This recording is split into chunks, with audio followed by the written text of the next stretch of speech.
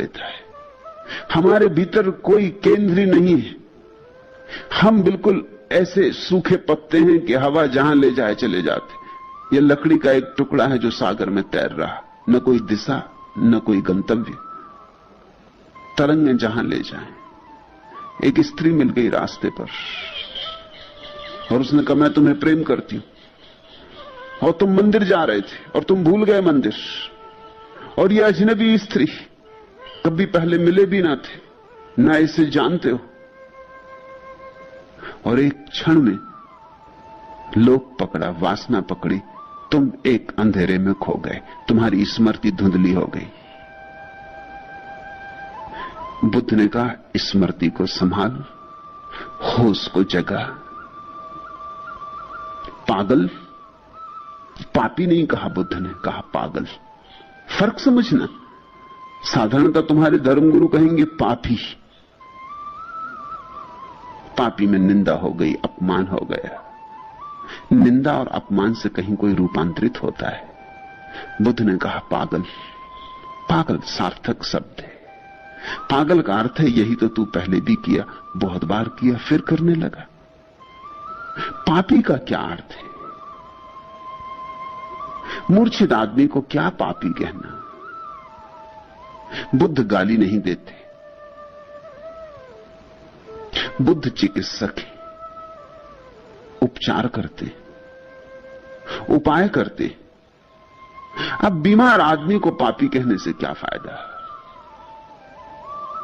बीमार आदमी को उसकी बीमारी के बाहर लाना है, उसको हाथ का सहारा चाहिए। शायद पापी कहने से तो तुम्हारे उसके बीच दूरी बढ़ जाएगी, फिर तुम्हारा हाथ भी दूर हो जाएगा, और शायद पापी कहने से उसके अहंकार को तुम ऐसी चोट पहुंचा दोगे कि वो उसके प्रतिकार लेने के लिए वही कर लेगा जिसको तुम चाहते थे कि ना करे। सोच समझ के एक एक शब्द का उपयोग करना चाहिए। बुद्ध तो एक एक शब्द होश पूर्वक बोलते हैं। कहा पागल, ऐसे ही तू पूर्व में भी गिरा है, ये कोई नई तो बात नहीं। नई होती तो क्षम में भी थी। तू पहले भी तो ऐसे गिरा है और बार बार पछताया है, अब फिर वही करेगा। भूल भी करनी हो तो कुछ नई करनी चाहिए, तो कुछ लाभ होता है। उसी भूल को दोहराना तो जड़ता है। ख्याल रखना, बुद्ध कभी नहीं कहते कि भूल मत करो। बुद्ध सदा कहते हैं कि भूल के बिना कोई सीखेगा कैसे? भूल तो होगी, लेकिन एक ही भूल को दोबारा मत करो। दोबारा की तो फिर सीखने का उपाय न रहा। एक बार करो और सीख लो, उससे जो सीखना हो निचोड़ ले लो, उस निचोड़ के आधार पर जीवन को निर्मित करो। फिर दोबारा करने का तो मतलब है कि सिखावन नहीं ली। और हम तो एक एक भूल हजारों बार करते। तुमने क्रोध कल भी किया था, परसों भी किया था, उसके पहले भी किया था, जीवन भर से क्रोध कर रहे हो, और हर बार क्रोध करके सोचा अब नहीं करेंगे, बहुत हो गया। आखिर बहुत एक सीमा होती है हर बात की।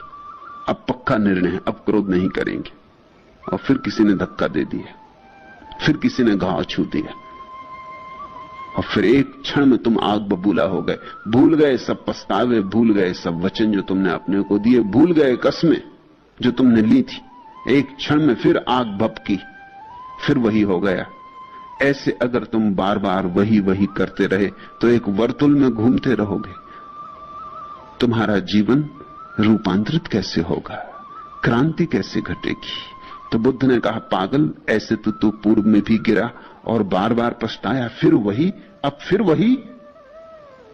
भूलों से सीख, स्मृति को संभाल। सुनते हो इन प्यारे वचनों को? इनमें कहीं निंदा नहीं, इनमें सहारे के लिए बढ़ाया गया हाथ है, इसमें जागरण के लिए पुकार है। कहीं कोई अपमान नहीं, कहीं कोई नरक का भय नहीं, और कहीं कोई स्वर्ग का प्रलोभन नहीं। मुसलमान फकीर स्त्री हुई राबिया, एक बार लोगों ने देखा कि वो रास्ते पर भागी जा रही। एक हाथ में उसने मसाल ले रखी जलती हुई, और दूसरे हाथ में एक पानी से भरा हुआ घड़ा ले रखा है। लोग पूछने लगे, राबिया क्या पागल हो गई? बाजार में ये मसाल और पानी का भरा घड़ा लेके कहां जा रही हो?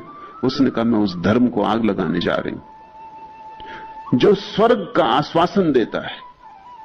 मैं स्वर्ग को आग लगा देना चाहती और नरक को पानी में डुबा देना चाहती, क्योंकि धर्म लोभ दे स्वर्ग का और भय दे नरक का, तो धर्म ही ना रहा।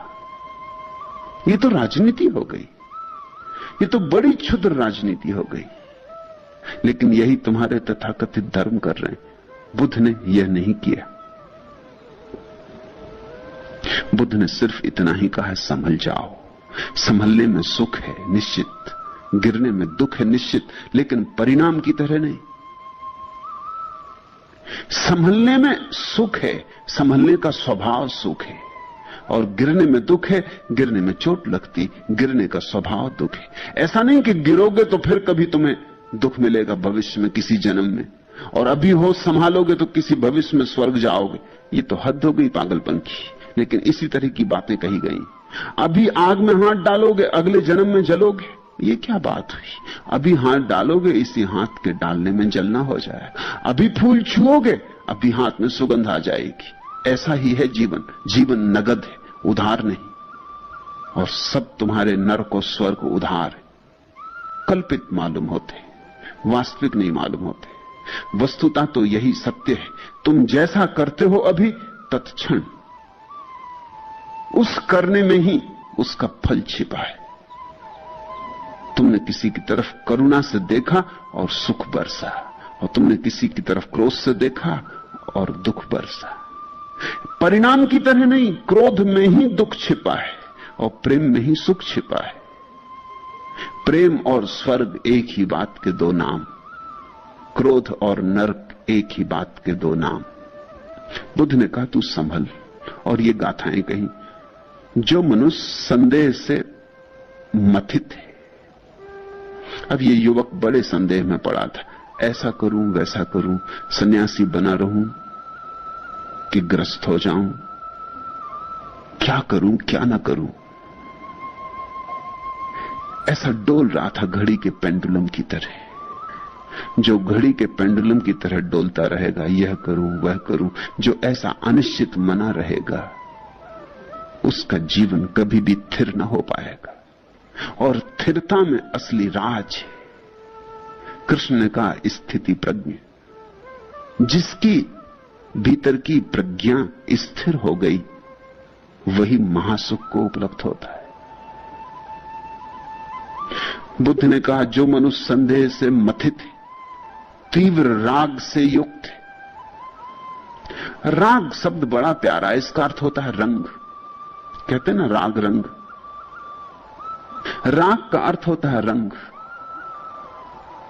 जिसकी आंखों पर रंग चढ़ा है वो जिंदगी को वैसा नहीं देख पाता जैसी जिंदगी है। जब तुम किसी स्त्री के प्रेम में पड़ जाते या किसी के पुरुष के प्रेम में पड़ जाते तो तुम वही नहीं देख पाते जो असलियत है। तुम वह देखने लगते हो जो तुम कल्पना करते हो कि होना चाहिए। रंग पड़ गया आंख पर, और जब रंग पड़ जाता है तो कुछ का कुछ दिखाई पड़ता है। जहां सूखे वृक्ष वहां हरियाली दिखाई पड़ने लगती। जहां हड्डी मांस मज्जा के सिवाय कुछ भी नहीं, वहां बड़े सौंदर्य के दर्शन होने लगते। जहां सब तरह की गंदगी भरी है वहां तुम कल्पित करने लगते हो सुगंध। तथ्य दिखाई नहीं पड़ते। फिर तुम्हारे सपने तथ्यों पर हावी हो जाते। तो बुद्ध ने कहा जो तीव्र राग से युक्त है, शुभ ही शुभ देखने वाला है। और जब राग से भरे होते हो तो सब ठीक ही ठीक दिखाई पड़ता है, गलत तो दिखाई ही नहीं पड़ता। और इस संसार में गलत बहुत है, ठीक तो ना के बराबर है, शायद है ही नहीं। गलत ही गलत है।